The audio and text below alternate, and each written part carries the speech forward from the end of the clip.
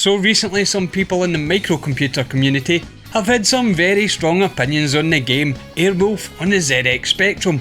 Well, obviously I've got some thoughts on that, and you'll see them right after these.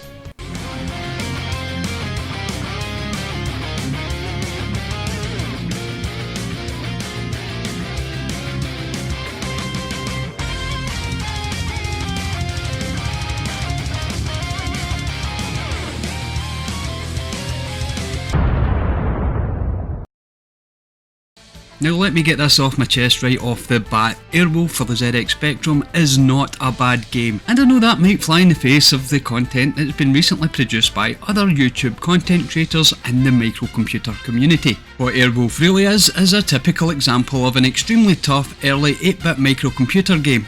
Now you have to remember back in the microcomputer days that 16K and 48K of RAM wasn't a lot to work with, so to give some value for money for maybe the 10 to 15 screens that each game had, they had to make some of those screens a little bit on the difficult side, or maybe a lot on the difficult side in places. Now I know one of the other complaints other than the difficulty level of Airwolf is that the helicopter itself can't hover.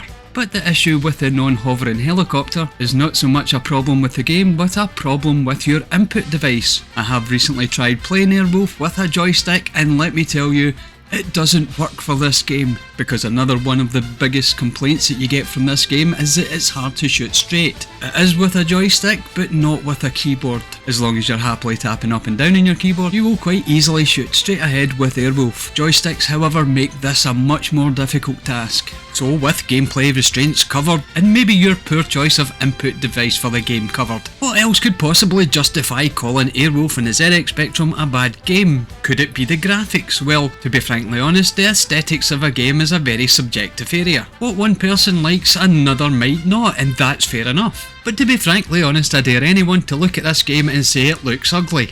A game of its era on the device that it was on, it looks absolutely stunning. So surely the graphical look of Airwolf can't be the thing that makes it bad either. Now on to sound, and the ZXSpectrum is infamous for its sound because it didn't have any. Well, when I say it didn't have any back in the 16K and 48K days, you were limited to that very basic ZXSpectrum bleeping speaker. But to be fair to Airwolf, it doesn't try to overdo itself. There is no attempt at bad music, and the majority of the sound effects in the game, well, they're just fine. Minor explosions, switches and walls being shot, and of course the sound of the helicopter, which isn't too bad considering the hardware that was driving the sound. So in summary here, what we have with Airwolf is a very typical example of an 8-bit microcomputer game. Tough in parts, but very satisfying when you finally get something done. The graphics are absolutely phenomenal for the age of the game, and the sound is engineered perfectly for the system that it's running on. So when people tell you that Airwolf is a bad game, I want you to tell them, no, it's not a bad game. It's just a very good example of a game from an era in gaming that is unfortunately long gone. And as Mark at Geordie Slasher Gaming would say, get good. So there you go, my friends, that was my totally honest and totally unbiased review of Airwolf on the ZXSpectrum.